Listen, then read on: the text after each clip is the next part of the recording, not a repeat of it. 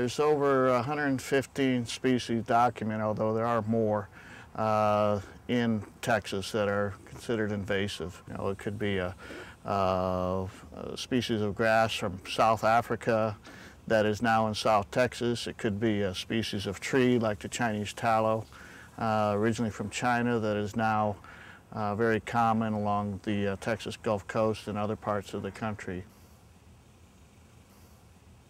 The cactus moth, Cactoblastus cactorum, was first introduced in the United States into South Florida, in the Florida Keys, torch hammock, in 1989. It specifically seeks out flat-padded cactus, species of prickly pear, Opuntia species. Seeks it out and lays its egg sticks on the pad itself.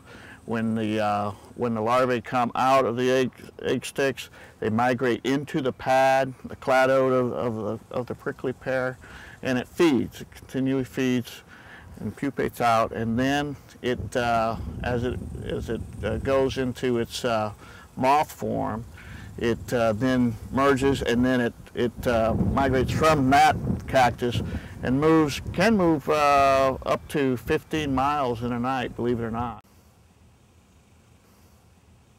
Well, hydrilla is really an interesting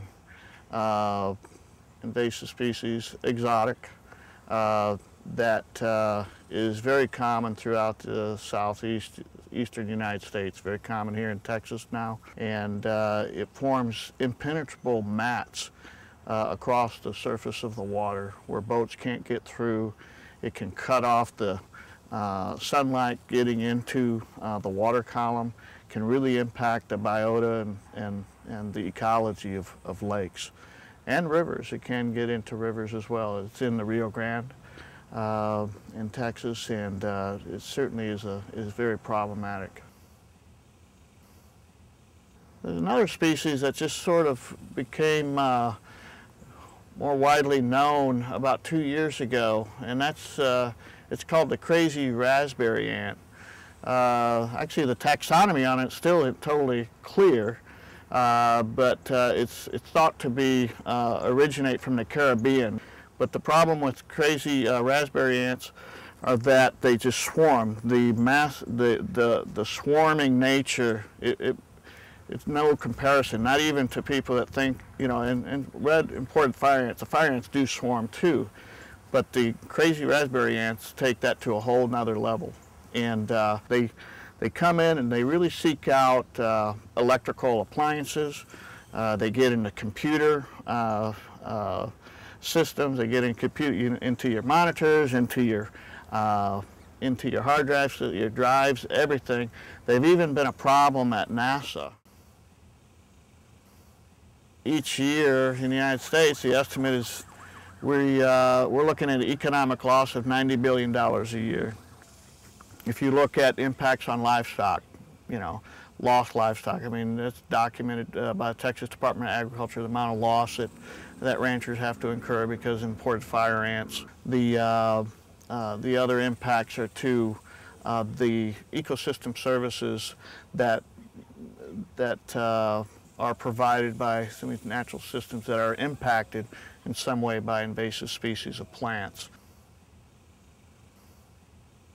The role of the Nature Conservancy, I feel, is to really elevate the awareness of invasive species, but the Nature Conservancy is looking for ways to leverage its capacity to do the most good in terms of our battle with invasive species. And so we have examples where we are addressing invasive species on our own preserves. Down on the coast, we've made some great progress in terms of how do we manage Chinese tallow. Develop private landowner guides for private landowners to use in their management based on that science that was done. The other thing is that we're really promoting is for landowners to come together and form cooperative weed management areas where, you know, you can get 10, 15 landowners together, and then you apply these control techniques at that scale. It'd be a lot more meaningful. They qualify for funding for those control efforts through different agencies. And you just be much more effective in managing those invasive species at that scale than you would in a piecemeal fashion.